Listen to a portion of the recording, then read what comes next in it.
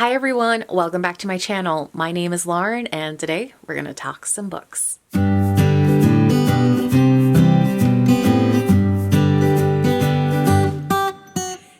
So now that it is officially fall, I am going to do a wrap up of my summer reading. So if you are not a fan of what I read videos, you can go ahead and click on out of here and I will see you in the next one. But for those of you that are curious about what I have been reading this past summer, here we go. This is the video for you.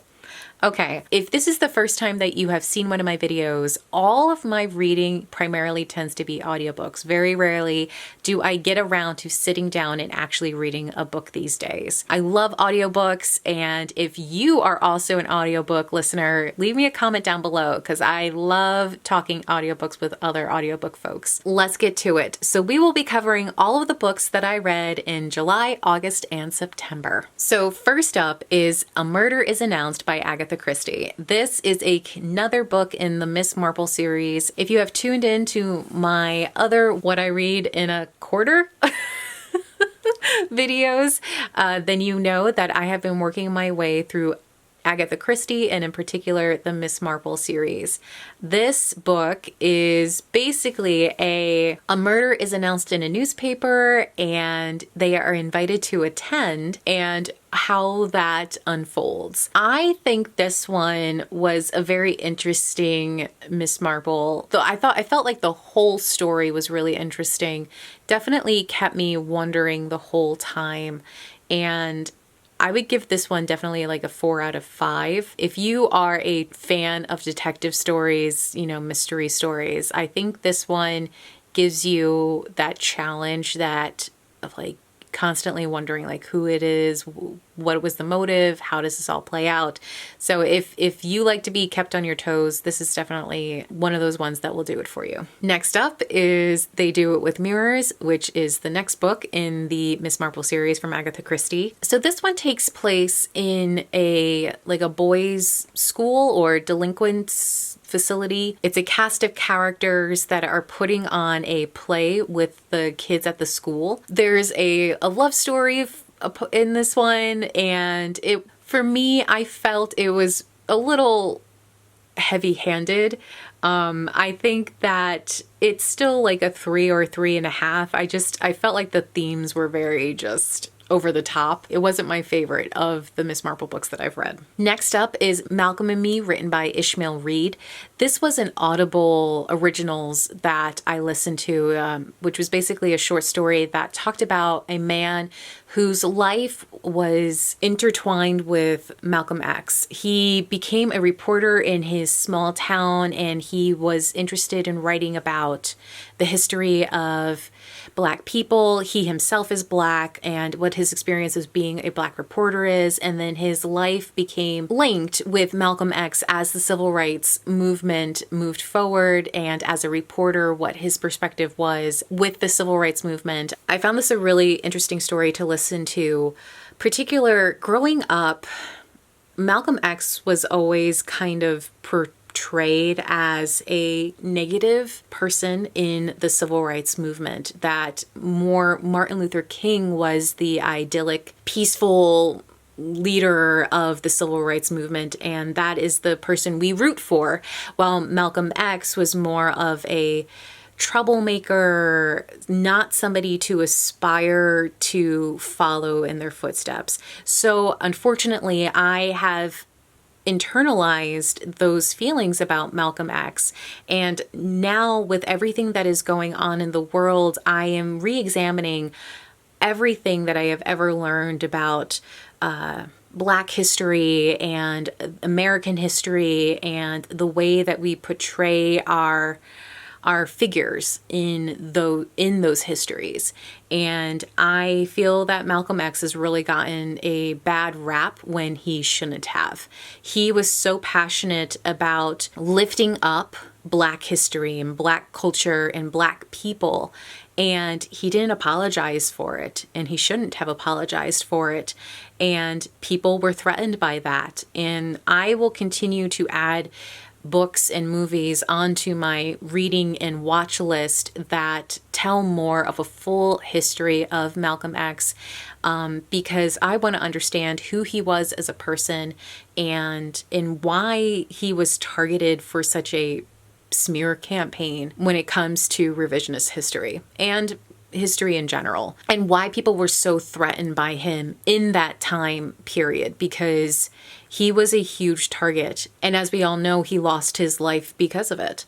So I don't feel like he gets the due respect that he deserves. And so if you have any recommendations on books or films that have really impacted you that tell the story of Malcolm X, I would really love to hear them. All right, so next up is A Pocketful of Rye, which is, again, the next book in the Miss Marple series by Agatha Christie. A Pocketful of Rye was interesting. A lawyer dies, and in his pocket, they find some rye. So this story, I wouldn't say that I couldn't see the twists and turns coming, but I enjoyed the ride. The next book was The 4:15 from Paddington, which is the next book in the Miss Marple series. This story is based on a woman coming home on the train and just by happenstance catching a murder happening on a passing train. This woman is on her way to visit Miss Marple, and she shares that story with her, and it becomes Miss Marple's mission to figure out what really happened. I enjoyed this one. Miss Marple picks up a sidekick in this book, which I enjoyed seeing in this book. Next is The Mirror Cracked from Side to Side, which is number 4 in the Miss Marple series. So this book, we revisit the same home that we are already familiar with from The Body in the Library. There are new residents in the home and a very famous actress and her husband. At a soiree at the home, someone dies. And as Miss Marple does, she figures out all the mysteries surrounding it. Is a Caribbean mystery, which is number 10 in the Miss Marple series. Miss Marple goes on a vacation in the Caribbean, and lo and behold, a murder takes place at the resort. This Miss Marple, she just finds herself surrounded by murder. We have a new cast of characters, which is always interesting to see how the story is going to get told, whether Miss Marple is going to be a periphery character or if she's going to be the main character. And in this one, she was the main character. So while this wasn't my favorite in the series, I definitely still enjoyed the mystery and meeting some new people outside of St. Mary Mead. The next is At Bertram's Hotel, which is number 11 in the Miss Marple series. This story, I kept thinking I knew where it was going, and it definitely, I was not expecting how the ending tied in with the rest of the story. So that was interesting. I can't say I particularly liked how everything was wrapped up. I would probably give this one just a 3 instead of a 3.5. And I think part of the reason why this is also a 3 is because Miss Marple isn't a huge character in this one, and I always prefer the books where she is a bigger character. As I just mentioned, sometimes she's peripheral and sometimes she's the main character, and she was definitely a peripheral in this one, and that's usually not my preference. Okay, so this whole string of Miss Marple books was because I got sick in August. I was sick for a week at home, and then I was in the hospital for a week, and then I took another week for recovery. So my listening was very limited, and I was having a hard time listening to anything that wasn't very light or easy to listen to.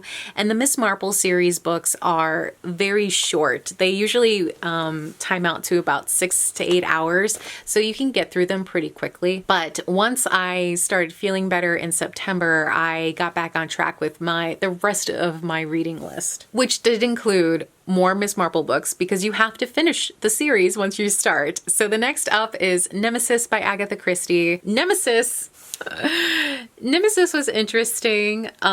We revisit a character from a previous story. He sets Miss Marple on a mystery. I have to say, this was I enjoyed this one a lot. I enjoyed Miss Marple's challenge in figuring out what all of the mystery was. I feel like I was keeping up with her toe to toe, so nothing was a massive surprise for me.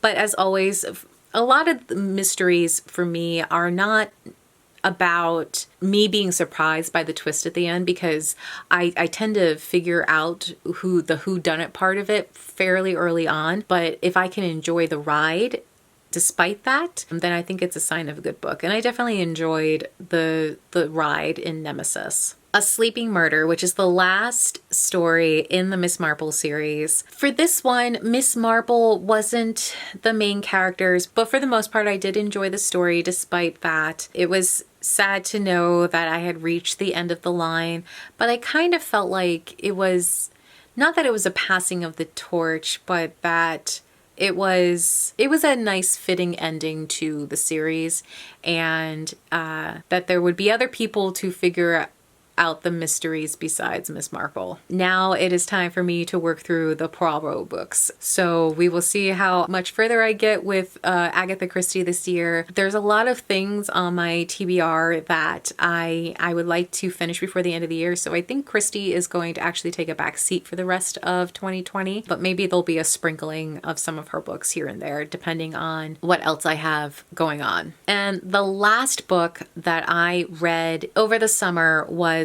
So You Want to Talk About Race by Ijeoma Oluo. This book I started back in July and didn't actually finish reading it until the end of September.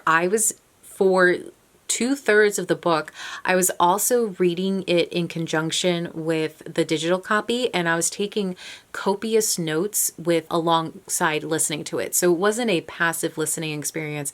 I was basically reading the book, and that required me being able to sit down and focus on the text and take notes.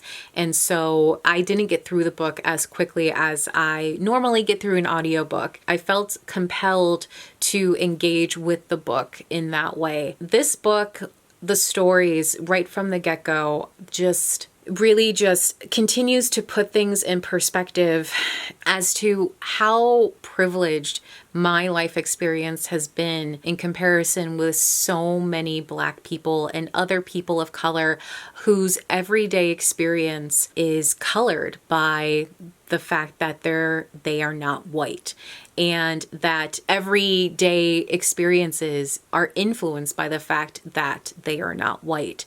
And I think it's so important that we continue to listen to people's experiences and make sure that we are acknowledging that we as white people walk through life not experiencing it the same way. And it's whether it be microaggressions we commit against people of color or the advantages we are given throughout life because we are white, the fears that we never experience because we are white. And this book wasn't necessarily written for me. This book was written for other Black people so that they know that their life experience is valid and that there are other people that are experiencing the same things that they are.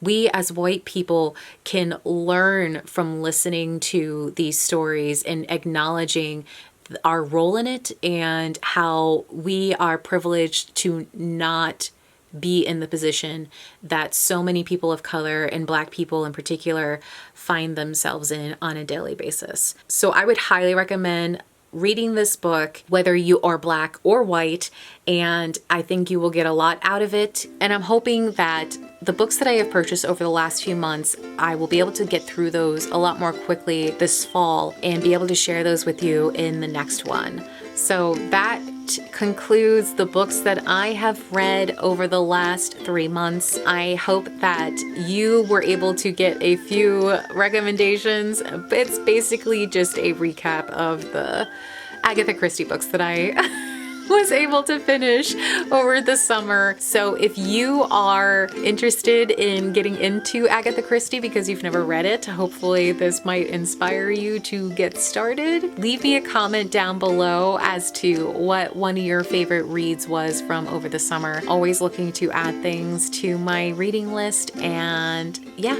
I'll see you in the next one. Bye guys.